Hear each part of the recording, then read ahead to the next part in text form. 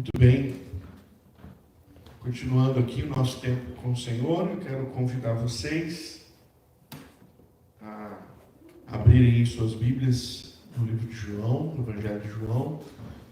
Quem não tem a Bíblia, quiser pegar teu boletim lá atrás, que tem um texto que nós vamos ver hoje, é do capítulo 5 de João.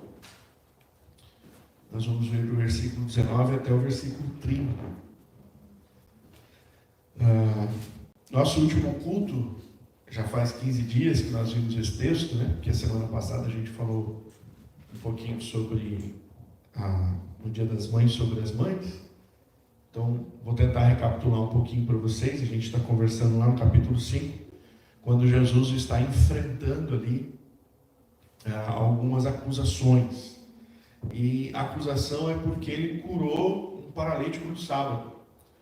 Lembra que eu falei para vocês que o paralítico sai no sábado, Jesus manda ele levantar, e Jesus fala, pega a sua maca e vai embora, vai para sua casa. Então, depois de 38 anos, aquele homem estava ali sentado, moribundo, na sua maca, e o Senhor Jesus o curou no sábado e disse para ele, pega a tua maca e vai para a tua casa, você está curado. Ele pegou a maca dele, foi embora para a casa dele. E aí ele foi repreendido pelos guardas do templo, porque ele estava levando algo no sábado, o que não era permitido. Você não pode levar nada no sábado, se você passar de 1000 passos, né? A ideia era essa. Nada que precise fazer muito esforço. E aí eles param ali aquele homem e questionam aquele homem por que ele está carregando a maca dele no sábado. Ele diz, eu estou carregando minha maca no sábado porque eu estava 38 anos ali, jogado as traças, veio um homem, me curou e disse, pega a tua maca e vai embora. Se ele mandou eu ir embora com a minha maca, cara, ele me curou, eu estou indo. Ele disse, não, você não pode, você está carregando no sábado. Né? E eles ficam nervosos com o homem, querem saber quem fez isso. Não quem curou ele 38 anos, de uma enfermidade de 38 anos. Eles não querem saber. Eles querem saber quem mandou você carregar uma maca no sábado. Lembram disso? Uma das coisas que eu falei há 15 dias atrás é que a cura do paralítico mostrou a religiosidade do coração dos judeus. Eles estavam mais preocupados em saber quem estava fazendo aquele homem quebrar o sábado do que quem o curou e glorificar Deus por aquela cura. Bom, então, o texto no versículo 18 vai terminar dizendo que eles estavam furiosos, não só por Jesus curar aquele homem no sábado, mas também por Jesus dizer que Deus era o pai dele. Porque ao dizer que Deus era o pai dele, ele, Jesus, se faz igual a Deus. E essa era a crise que estava ali naquele momento. E o texto de hoje, a partir do versículo 19 até o versículo 47, vai ser um discurso de Jesus falando sobre por que ele diz isso, por que ele fala que Deus é pai dele e por que ele diz que ele tem a mesma essência de Deus. Como o texto é muito grande, nós vamos dividir ele em duas partes, então hoje a gente vai até o versículo 30, para a gente descobrir sobre o tema Jesus faz tudo por meio do Pai.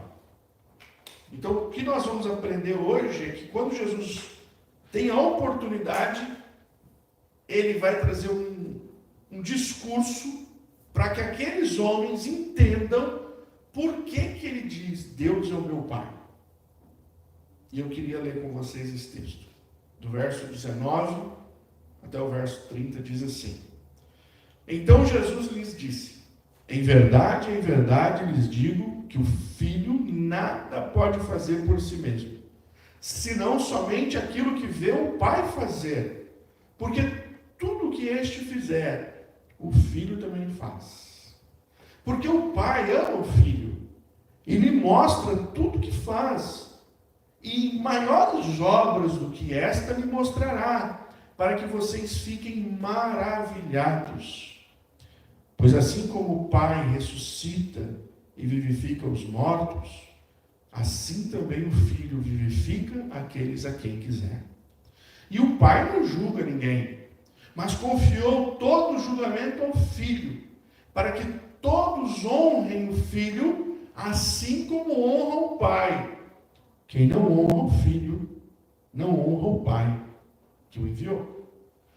Em verdade, lhes digo, quem ouve a minha palavra e crê naquele que me enviou, tem a vida eterna, não entra em juízo, mas passou da morte para a vida.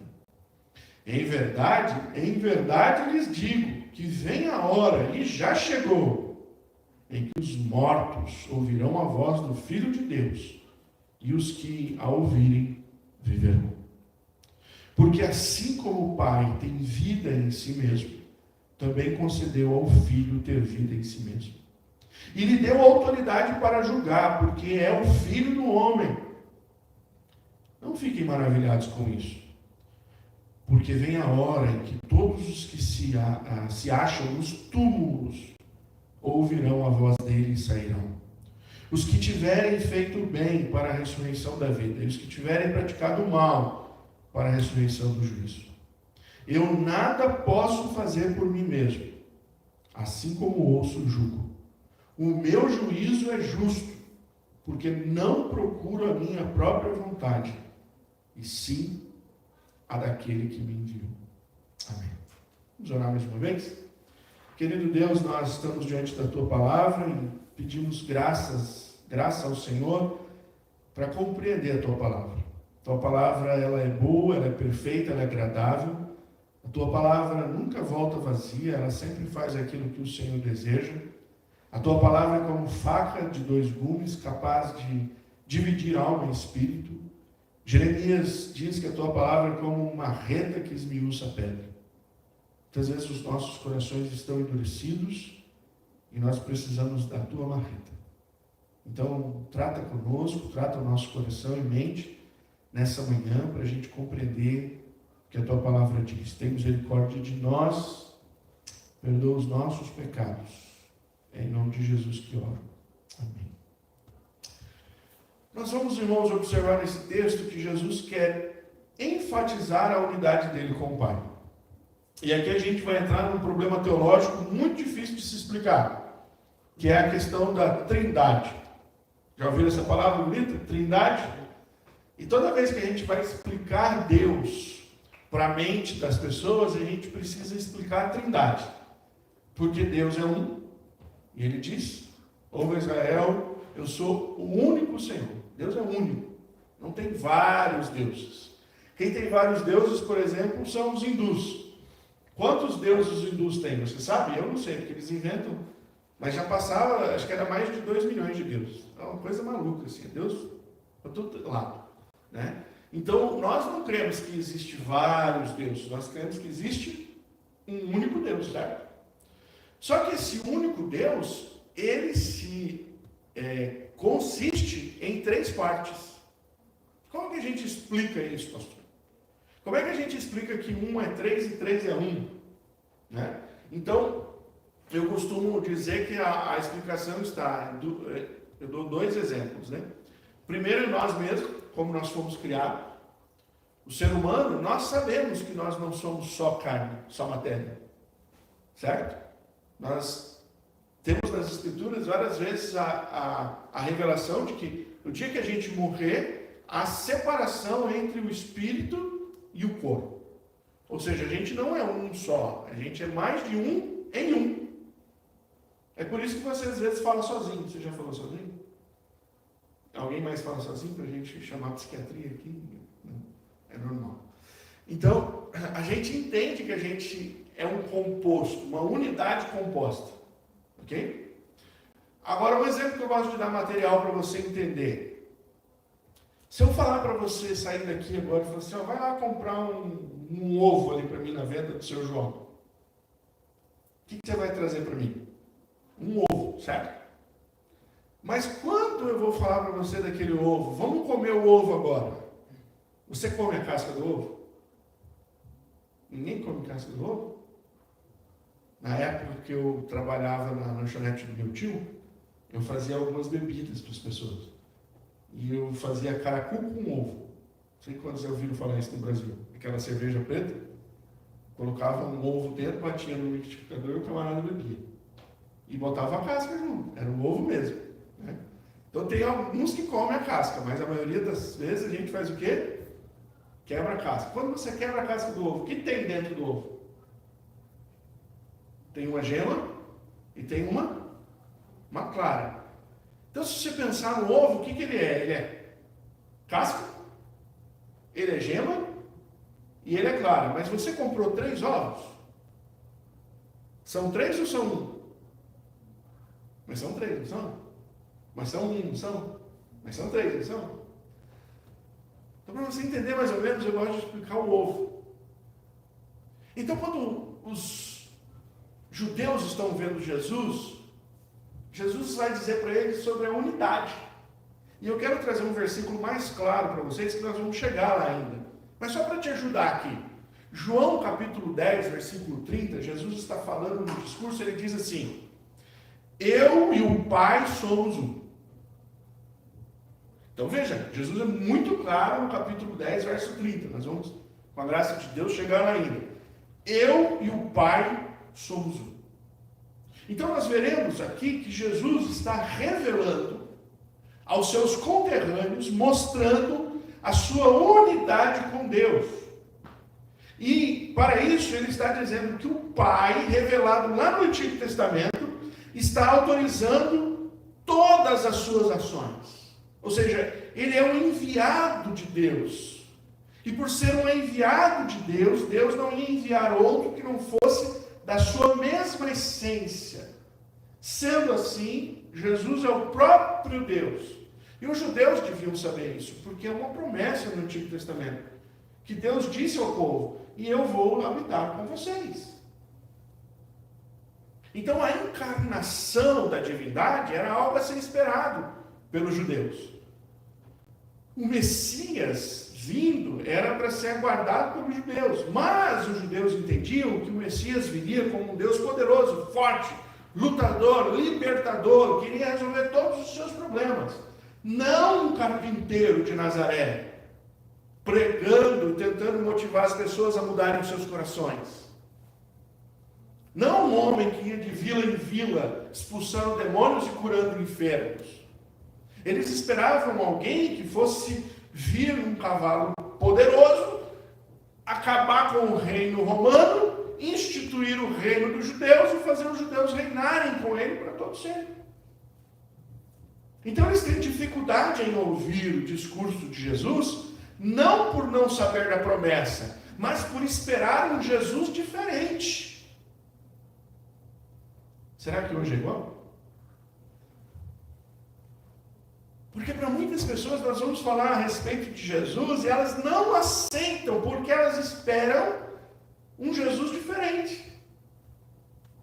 Elas não querem conhecer Cristo, porque o Cristo que elas querem conhecer não existe. É um Cristo formado na sua intelectualidade, na sua vontade, nos seus desejos. Essa semana agora, o novo Papa, né, já deu uma cacetada aí na turma que o povo ficou chateado.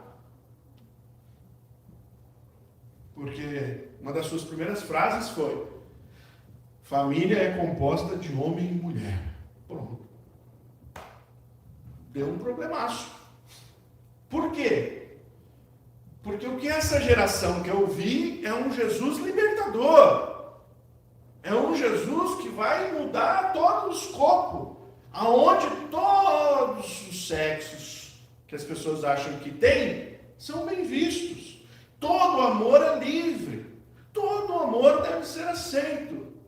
Então vejam, a geração de hoje não vai ouvir a respeito de Jesus muitas vezes, porque na mente delas, elas já desenharam um Cristo, e se o Cristo que a gente prega é diferente do Cristo que elas desenharam na mente delas, elas têm dificuldade de aceitar. O povo de Israel era o povo da promessa. Deus disse para eles que ia enviar o Messias, e eles não conseguiram ver Jesus como o Messias, porque eles desenharam na cabeça deles um outro Jesus. Mas aqui Jesus está dizendo: eu sou o Messias aguardado, eu vim por meio do Pai, e tudo que eu faço é por meio dele. Então, a primeira coisa que eu queria ver com você nesse texto, no versículo 19 e 20, Jesus faz tudo o que o Pai faz. Ao dizer que faz tudo o que o Pai faz, ele revela duas coisas importantes que eu e você precisamos saber. Primeiro, ele revela a natureza das ações dele. É interessante quando você vê um pai e um filho juntos. Porque muitas vezes o filho vai imitar o pai. Às vezes o filho não sabe nem o que está fazendo, mas ele viu o pai fazer e ele faz também. O que essa ligação te mostra? É que há uma sintonia entre o pai e o filho. Há algo que é inseparável ali. E o que Jesus está dizendo para eles é o seguinte: as minhas ações revelam para vocês a minha natureza. Jesus era questionado de onde vinha a autoridade dele. E ao dizer que não faz nada por si, mas faz pelo Pai, fica claro que a sua natureza é divina. E Jesus muitas vezes foi acusado de fazer as coisas que ele fazia como sendo parte com o diabo. Lá em Lucas capítulo 11, verso 15, eles acusam Jesus de expulsar demônio pelo maioral dos demônios, Beelzebul. Eles vão dizer: a sua obra de expulsar demônios é porque o maioral dos demônios está com você. E aí Jesus diz: mas como que isso? Como é isso? Como é que alguém que faz parte do mesmo time agora joga contra o mesmo time? Como é que demônio expulsa demônio? Jesus diz: peraí, vocês estão enganados, não estão não? Pensa um pouquinho no que vocês estão dizendo. Mas as pessoas que ali queriam contradizer Jesus estavam querendo dar a ele uma outra natureza. E Jesus diz: não, eu faço o que eu vi o meu pai fazer, porque eu tenho a mesma natureza que o meu pai. Segunda coisa que esse texto indica: o propósito das suas ações. Se ele ou faz aquilo que o pai faz, isso indica que ele faz por um propósito. E o propósito está claro, irmão. Tudo que Jesus faz tem um propósito, e o texto aí diz assim: para que vocês fiquem maravilhados. Se você pudesse fazer uma viagem no tempo, escolhesse só um milagre de Jesus para você estar presente, qual você escolheria? Já pensou nisso? Só um. Se você gosta de pão e peixe, talvez você escolheria o quê? A multiplicação dos pães e peixes. Se você tem curiosidade de ver alguém levantar dos mortos, eu diria para você ir no dia que Jesus foi encontrar Lázaro. A irmã de Lázaro fica apavorada quando Jesus diz que vai ressuscitar Lázaro. Quando Jesus diz: tira a tampa do túmulo para eu chamar ele. A irmã de Lázaro fala assim: Senhor, já são 4 dias. A situação não está agradável. O que o Senhor vai fazer tirando a túmulo? Jesus diz: tira. Qual milagre você gostaria de ver? Talvez você gostaria de estar na festa de Caná, com a taça vazia, e dizer: que festa de churuca, acabou o vinho. E de repente vem alguém e põe um vinho que você nunca tomou na sua vida. Você fala: uau, isso era água. Qual milagre que ia te maravilhar? Pois a ação de Deus com o povo era sempre para que o vissem e o glorificassem, para que o exaltassem como o único Deus. Foi assim que o Senhor construiu sua história com o povo na época do Egito. Vocês lembram dos milagres no Egito? Quando Deus conta para o povo o que ia fazer? Quando Deus diz para o povo: olha, agora vai acontecer tal coisa, agora vai vir um monte de peste, agora vocês no dia vai ser noite, vai ser trevas, agora vão mandar uma chuva de saraiva, vai ser uma coisa loucura, agora vai vir gafanhoto para tudo que é lugar, e Deus ia mostrando para o povo o que ele ia fazer para libertar o povo, e era milagre em cima de milagre. E depois, na hora do povo sair do deserto, do Egito, ele diz: não se preocupe com o mar à sua frente, porque o mar vai se abrir. E o povo ficou maravilhado com o que Deus fez. E agora as pessoas olhavam para Cristo, e Cristo falava: o que eu faço? É para que vocês fiquem maravilhados, para que vocês façam conexão. Eu sou o mesmo que tirou vocês do Egito. Eu vim daquele que fez tudo aquilo lá. Para que vocês saibam que a promessa está se cumprindo. Então Jesus faz aquilo que o Pai faz, para que o povo de Deus conseguisse encontrar o verdadeiro Deus na pessoa de Jesus. Segunda coisa, irmãos, que o texto nos ensina. Jesus diz, assim como o Pai é o autor da vida, eu também sou. Jesus é o autor da vida, assim como o Pai. As referências aí no versículo 21 e 23 a 26. Jesus anuncia a sua autoridade como aquele que dá vida. Jesus vai dizer, se alguém ouve a sua voz, tem a vida eterna. Se alguém ouve a sua voz, ele é transformado. Jesus está se referindo que a morte espiritual em que os homens encontraram por causa do pecado, agora está com os dias contados, pois ele veio trazer vida. Leia comigo lá de novo o versículo 23. Ou desculpa, 24.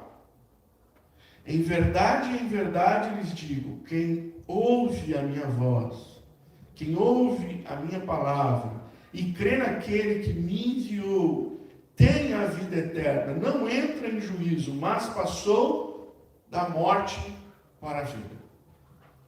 Jesus está aqui anunciando a sua relação conosco. Jesus está dizendo, assim como Deus é capaz de dar vida, o autor da vida, eu também sou. Assim como o Pai deu a vida a vocês lá no Antigo Testamento, assim como Deus criou vocês e deu a vida terrena a vocês, assim como Deus prometeu todas as coisas para vocês, agora cumpre em mim. Então, se você ouvir a minha voz, ouvir a minha palavra, ouvir aquilo que eu te falo, você vai passar da morte para a vida.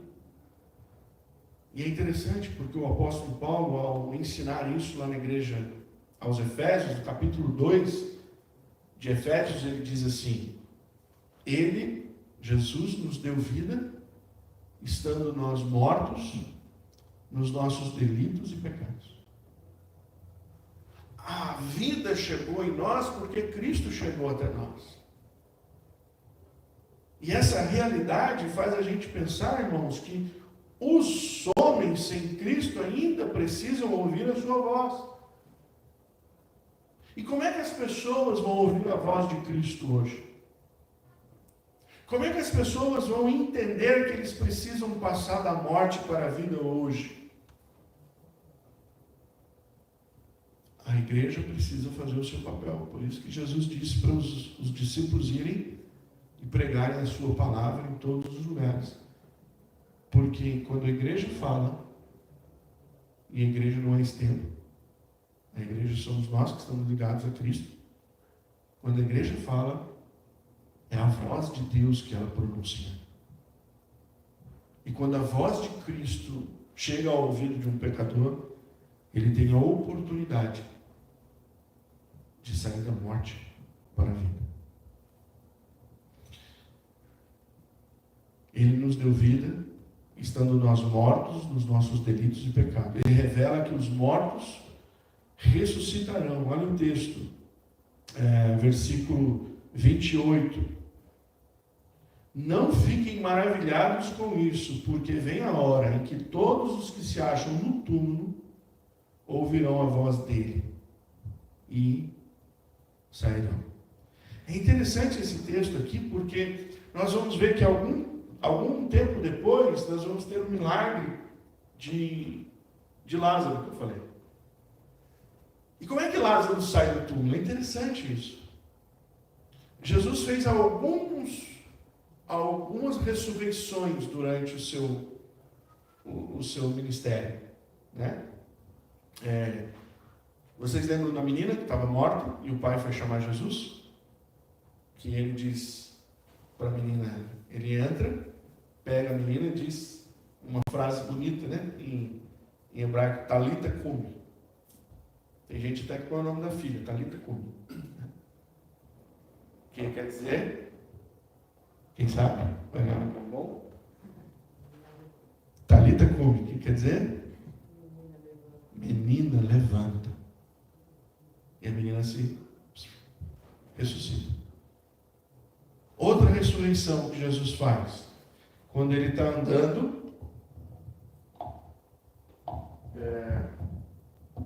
perto ali de, acho que é Naim, e aí ele vê a viúva de Naim, uma viúva, e essa viúva está num cortejo.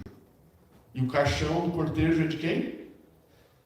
Do único filho da viúva. A mulher era viúva, tinha um único filho, o filho morreu.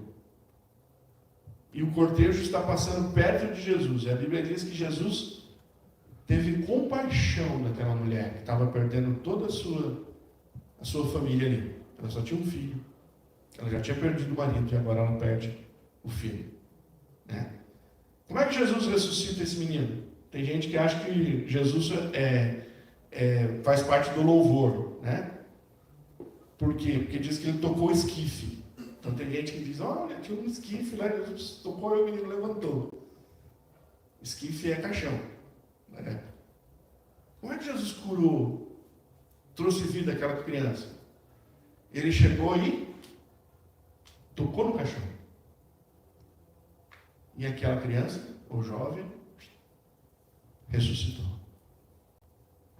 Mas você viu o texto aqui que diz assim, muitos estarão no túmulo e ouvirão a sua voz. As ressurreições anteriores, não tinha ninguém no túmulo, tinha? Não. E a não ser para a menina, lá no esquife não diz que ele falou, ele só tocou. Mas quando ele vai ressuscitar Lázaro, que é um símbolo da nossa ressurreição, ele diz, tira a pedra. Ele fica distante. E ele diz, Lázaro, vem para fora. Qual era a promessa? Muitos ouvirão a sua voz no túmulo e sairão. E a Bíblia diz que Lázaro saiu, porque ouviu a voz de Deus. Jesus está dizendo para aquele povo, ele é o autor da vida. Paulo escrevendo aos Tessalonicenses, nos lembra lá em 1 Tessalonicenses capítulo 4, do versículo 13 ao 17. Irmãos, não queremos que vocês ignorem a verdade a respeito dos que dormem, para que não fiquem tristes com os demais, que não têm esperança. Pois se cremos que Jesus morreu e ressuscitou, assim também Deus, mediante Jesus, trará na companhia dele os que dormem. E pela palavra do Senhor, ainda lhes declaramos o seguinte, nós os vivos, os que ficarmos até a vinda do Senhor, de modo nenhum precederemos os que dormem. Porque o Senhor mesmo, dada a sua palavra de ordem, ouvida a voz do arcanjo, ressoada a trombeta de Deus, descerá dos céus, e os mortos em Cristo ressuscitarão primeiro. Jesus está fazendo ali com os seus ouvintes essa ideia. Olha, eu sou o autor da vida, assim como o Pai é o autor da vida. Nós somos um, vocês precisam entender isso. Lembra, irmãos, João está sendo escrito para que vocês saibam que Jesus é Deus. Jesus não é nada menor do que Deus. Porque se ele é menor do que Deus, as Escrituras falharam. Terceiro e último, nós vamos ouvir aqui o próprio Jesus dizendo, não só vou dar a vida, mas eu também vou julgar o mundo. E aí ele diz, Jesus vai julgar, ou ele julga, pois o Pai ordenou que ele fizesse isso. Deus deu ordem. Qual o primeiro julgamento da Bíblia? Vocês sabem? Vocês lembram? Quem fez o primeiro julgamento da Bíblia? Deus julgou Adão e Eva. Adão e Eva moravam no jardim feito por Deus, tinham tudo do bom e do melhor, mas pisaram no caqui. Se a fruta lá era caqui, pisaram no caqui. Eles foram comer a fruta que Deus não deixava que eles comessem. Por desobediência, Deus diz para eles, vocês precisam ir embora do jardim, porque aqui tem a árvore da vida eterna, se você comer da árvore, você vai viver eternamente no pecado, isso não vai dar certo. Irmão, se uma pessoa vivendo hoje 90, 100 anos no pecado já faz tanta desgraça, você imagina uma pessoa vivendo eternamente nesse mundo. Quanta desgraça a mais seria. Então a morte veio para delimitar o problema do mal. E aí Deus faz o primeiro julgamento para o homem. Ele diz assim: vocês estão fora do jardim. Pode ir embora. Julguei vocês. Vocês não são bem-vindos aqui. Isso é um julgamento. E ele disse: eu vou colocar um anjo lá na porta. Se você tentar entrar, o anjo vai passar a espada. Então não entre, não volta. Porque vocês estão julgados. E agora Jesus está dizendo o que para nós? O Pai agora passou a autoridade de julgamento para mim. Sou eu que vou julgar. E a gente precisa fazer uma pergunta: por que Deus deu a Jesus o poder de julgamento? Peraí, por que agora ele vai dizer? Ele fala: assim como o Pai faz, eu faço. Assim como o Pai tem a vida, eu tenho. Mas agora ele vai dizer assim: a hora de julgar, o Pai diz que sou eu que vou julgar. Eu que vou ter esse poder. Por quê, irmãos? Simples. Porque a obra redentora está em Cristo. A obra da salvação está em Jesus. Você não pode ser salvo se não for por meio de Cristo. Você não pode ir a Deus se não for por meio de Cristo, porque Jesus disse isso: eu sou o caminho, a verdade e a vida. Ninguém vem ao Pai se não for por mim. Ou seja, nós pregamos o Evangelho que diz que há um caminho e não há um atalho. Ok? Então a gente precisa ser claro aqui, quando a gente está estudando esse texto, para entender o seguinte: ninguém consegue ir a Deus a não ser por meio de Jesus Cristo. Certo? Os adoradores de Buda não vão a Deus. Os adoradores de Maomé não vão a Deus. Os adoradores dos ratos na Índia não vão a Deus. Os que adoram a vaca não vão a Deus. Quem que vai a Deus? Por meio de Jesus Cristo. Se Jesus é o único caminho, a verdade e a vida, ele também é o único que pode designar as pessoas que não vão chegar aos céus. Isso é um julgamento. Então, por fim, Jesus menciona que este mundo será julgado, e isso não é uma novidade para os seus ouvintes. Não é uma teologia nova. Os judeus sabiam que o mundo ia ser julgado. Eu trouxe um versículo para vocês, se vocês estiverem com a Bíblia e quiserem ler comigo, Daniel capítulo 12, verso 2. O profeta Daniel, ao escrever as coisas dos últimos tempos, ele fala sobre essa ação de Deus que vai fazer na hora de julgar todas as pessoas. E em Daniel capítulo 12, 2, ele diz assim: muitos dos que dormem no pó da terra ressuscitarão, uns para a vida eterna, outros para a vergonha e horror eterno. Então veja, o profeta Daniel, no Antigo Testamento, o profeta bíblico, onde o povo entendia as profecias de Daniel como palavra de Deus. Daniel vai dizer: haverá uma ressurreição, no fim das coisas as pessoas vão ressuscitar, e uns vão ressuscitar para a vida eterna, e outros vão ressuscitar para o horror eterno. Ou seja, os judeus estavam esperando o momento do julgamento, e Jesus agora diz que esse momento do julgamento é dele. Sou eu que vou fazer isso, porque ele tem autoridade, porque ele morreu, ou aqui no momento ele iria morrer por nós, porque o sangue dele é que daria a salvação. Uma vez eu estava debatendo, conversando com as pessoas, e sempre as pessoas têm uma ideia do seguinte, né? O que leva a pessoa para o inferno? E quando você vai pregar para alguém, as pessoas dizem assim: Não, mas eu sou bom, não faço nada de mal. A única coisa que eu faço de vez em quando, no final de semana, eu saio para beber, encho a cara. Mas não faço mal para ninguém. Não, o meu pecado maior é fumar. Mas o que eu estou fazendo quando eu fumo? Fazendo mal para mim mesmo. Aí o outro fala assim, não, sabe qual é o meu maior pecado? É que eu, de vez em quando, eu minto. Mas quem que não mente? Para sair de uma enrascada, quem que não mente?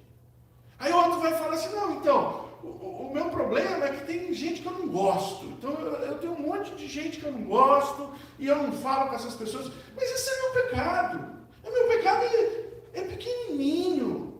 Não é possível que Deus vai olhar para mim e vai dizer, pô, você vai para o inferno porque você não gosta do seu vizinho que é barulhento. Imagina que Deus vai fazer isso comigo. Deus é bom, Deus é amor. E no final das contas, Deus vai olhar a gente lá, vai botar uma balança e falar assim, ué, tá tão ruim. O Lucas chegou aqui, não tá tão ruim. Dá para dar um desconto. Você viu um professor na escola pública, como que é?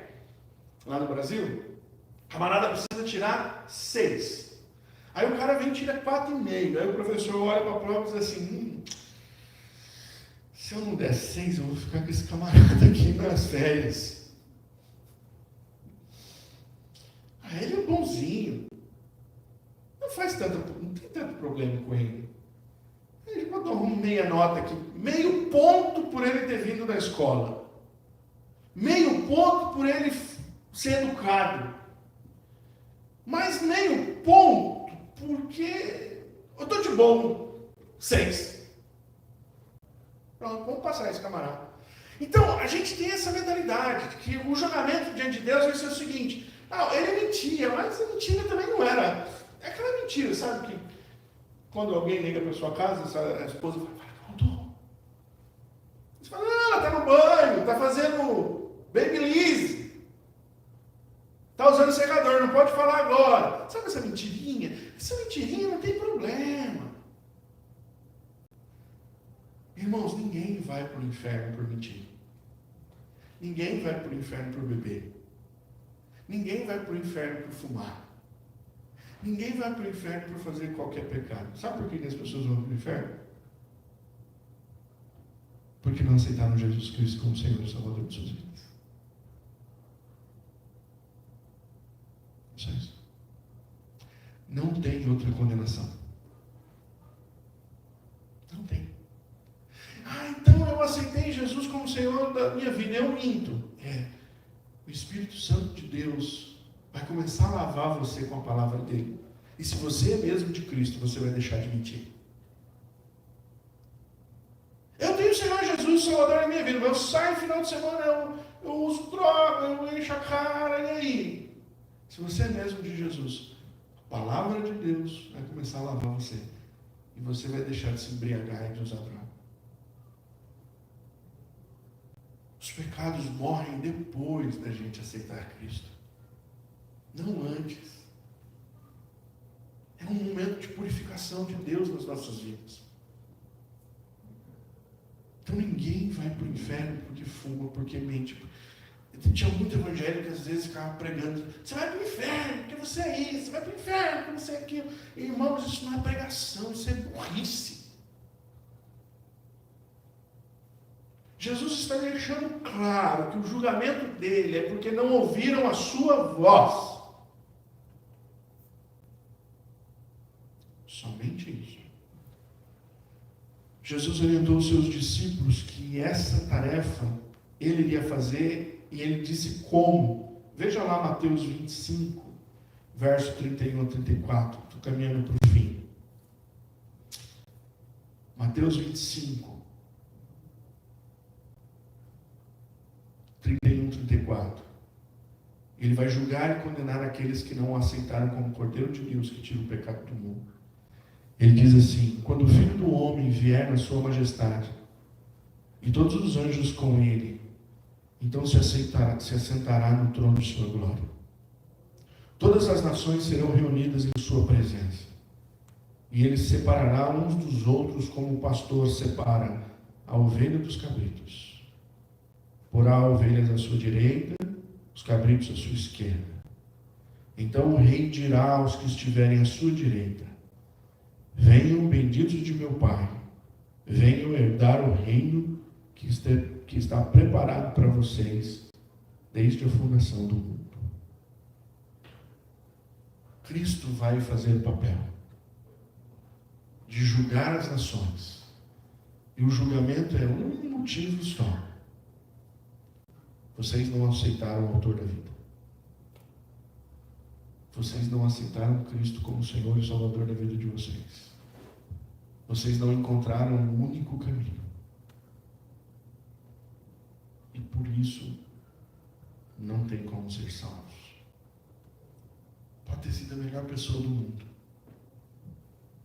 Paulo diz: se eu tiver amor ao ponto de dar os meus bens, de rasgar tudo que eu tenho em favor dos outros, não adianta. Não é suficiente. Porque Deus disse e cravou que as nossas obras diante dele são como um trapo de imundícia. A nossa justiça não está em nós. A nossa justiça está em Cristo. Ninguém vai chegar no céu batendo no peito e dizendo: fui bom pra caramba, mano. Cheguei. Os que vão chegar no céu vão dizer: não mereci estar aqui. Eu estou aqui por causa de Cristo. João, ao escrever lá 1 João, diz: e o sangue do seu Filho Jesus nos purifica de todo pecado. Não há glória para nós. A glória é de Cristo. O poder é de Cristo. O louvor é a Cristo. A salvação está em Cristo. E a condenação é por rejeitarem Jesus Cristo. Quero concluir. Todas as palavras de Jesus aqui eram para que os seus ouvintes entendessem que ele era o Messias, era o Filho de Deus, que ele tem poder e autoridade para realizar tudo aquilo, pois ele é um com Deus Pai. Sendo assim, o próprio Deus entre nós. E se crescem nele, não seriam condenados. Irmãos, esse evangelho, o evangelho de João, foi escrito para que nós também hoje, quase 2000 anos distantes desta época, possamos crer que Jesus Cristo é o Filho de Deus. E saber que por meio dele é salvação para nós. E eu quero perguntar para você nessa manhã: você crê? Você já crê assim? Você já crê que os seus esforços não adiantam? Você já crê que não há um outro caminho? Você já crê que não há outros deuses? Você já crê que ser bom não é o suficiente? Você já crê que só Cristo é o autor e salvador da vida? Você crê que você precisa ouvir a palavra dele para você sair da morte espiritual para a vida? Se você ainda não crê, hoje eu quero convidar você a crer. E a confessar que Jesus Cristo é a sua única saída. E se você já cria e você, por acaso, ainda tinha a ideia de que tem que pregar para os outros, denunciando o pecado deles, dizendo que por aquele pecado ele vai para o inferno, por aquilo ele vai, por aquilo que ele faz, Deus não gosta dele, eu queria que você entendesse que isso é um erro teológico muito grande. Que a única maneira de agradarmos a Deus é estar em Cristo Jesus. Todos que estão fora não agradam ao Senhor. Se você quer agradar ao Senhor, entregue a sua vida a Cristo, hoje mesmo. Se você quer agradar ao Senhor, leve outros a Cristo. Fale para as pessoas que elas precisam de Cristo. E só Cristo é a solução.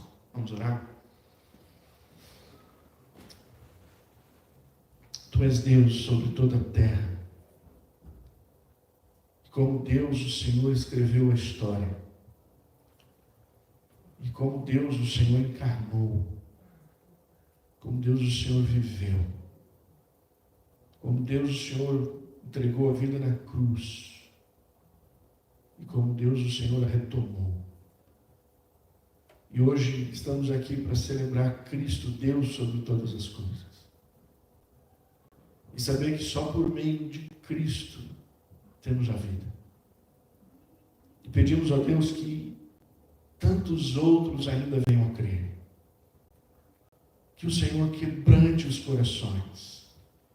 Que as pessoas possam entender que as suas vidas, por melhor que sejam, por mais honestas que sejam, por mais dignas que sejam, não são agradáveis na tua presença, se não estiverem em Cristo Jesus. Deus, salva o teu povo, tem misericórdia e ajuda-nos a entender que em Cristo podemos chegar ao reino dos céus. Que essa viva esperança motive o nosso coração aqui, como crentes em Jesus, a proclamar a tua palavra, a falar aos amigos, aos parentes, aqueles que estão perto e longe, que eles precisam do Senhor. É o que oramos, em nome de Jesus. Amém. Fugiu.